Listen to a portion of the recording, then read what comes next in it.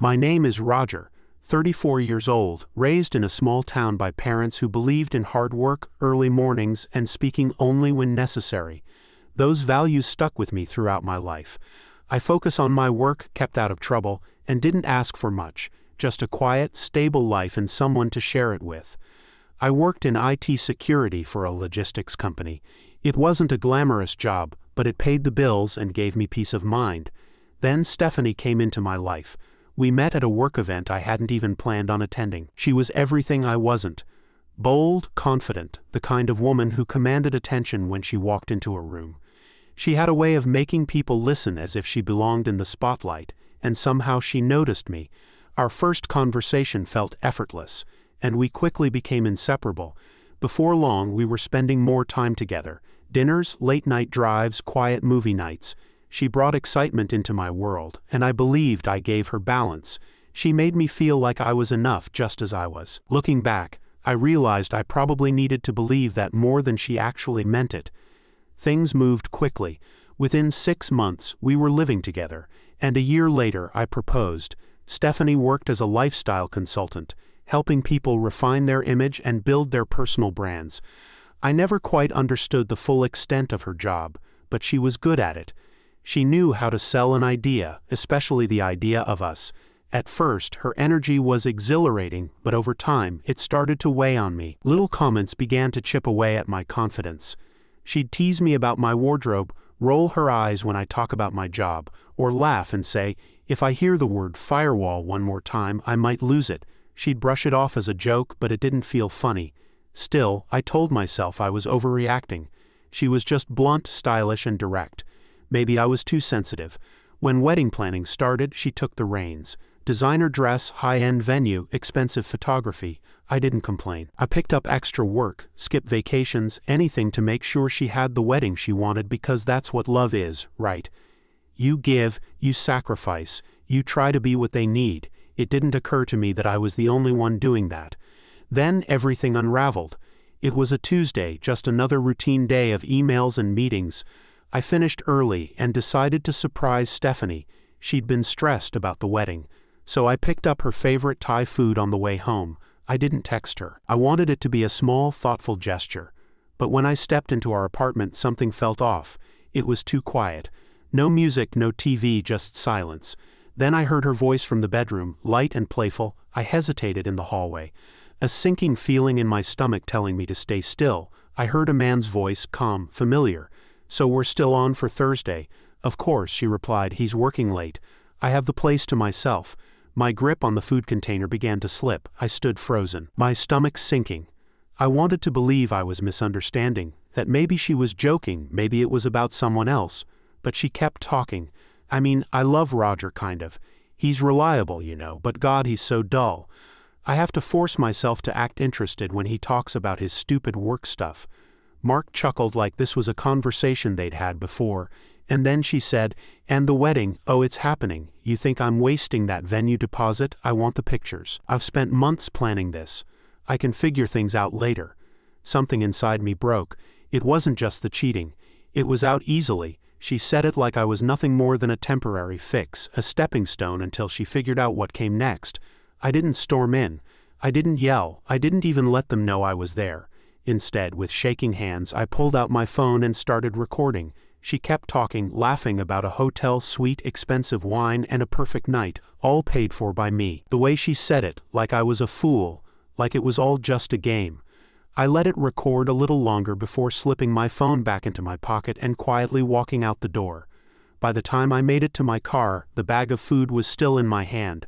I sat in the driver's seat, staring at the dashboard, unable to move. I must have sat there for an hour trying to process how everything I thought was real had just evaporated. The windows were up. No music, no calls, just silence. That was the moment everything shifted. Not later, not in the middle of an argument, but right there in my car with dinner in my hands for someone who had just admitted she was using me. I didn't confront her immediately. I knew if I spoke too soon, she would twist the narrative, turn it into something else, cry, deflect, somehow make me the villain. But I didn't want just another fight. I wanted the truth to hit where it would hurt. So I stayed quiet. If I was going to end this, I needed time, space, and a plan. The next few days felt unbearable. I went to work, came home, kissed her on the cheek like nothing had changed, all while feeling like I was falling apart inside. Every glance, every embrace, every word between us felt like a carefully rehearsed performance. Meanwhile, I was gathering everything, recordings, phone logs, even cross-checking her calendar. The night she met up with Mark were more than just Thursdays. I told my friend Kevin about it, someone who'd been through something similar. His words stuck with me, "You don't owe her silence." That's when the idea came to me. Stephanie had planned an elaborate engagement party, a high-end event at a rooftop lounge complete with photographer, catering, and lights. To her, it was more than a celebration. It was a chance to craft another perfect moment for social media. She had even captioned one of our photos, calling it the next phase of our love story. At the time, I hadn't said much.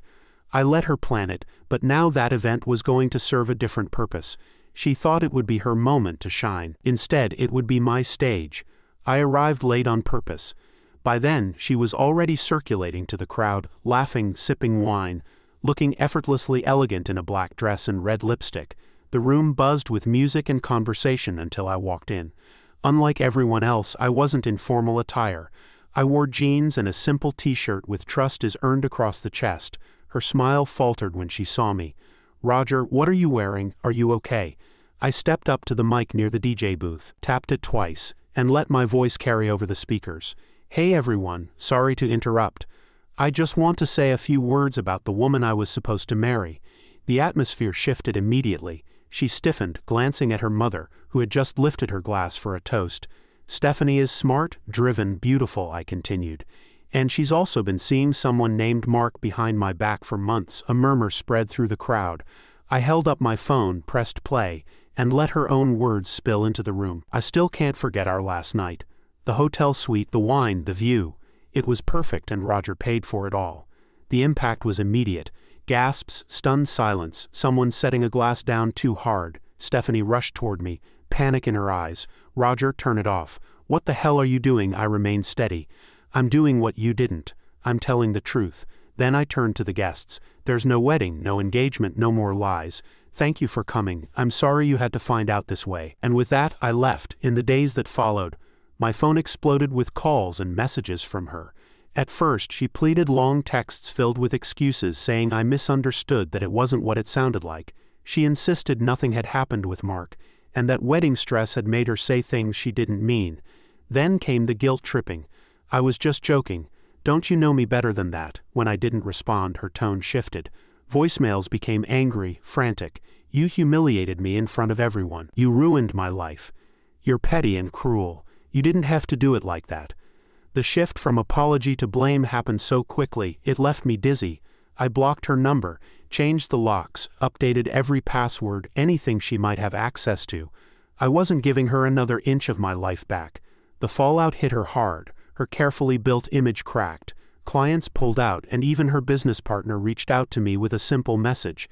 "You did what a lot of people wish they could do. You expose who she really is." Even her own sister admitted. "I always thought something was off. I'm sorry you had to find out this way.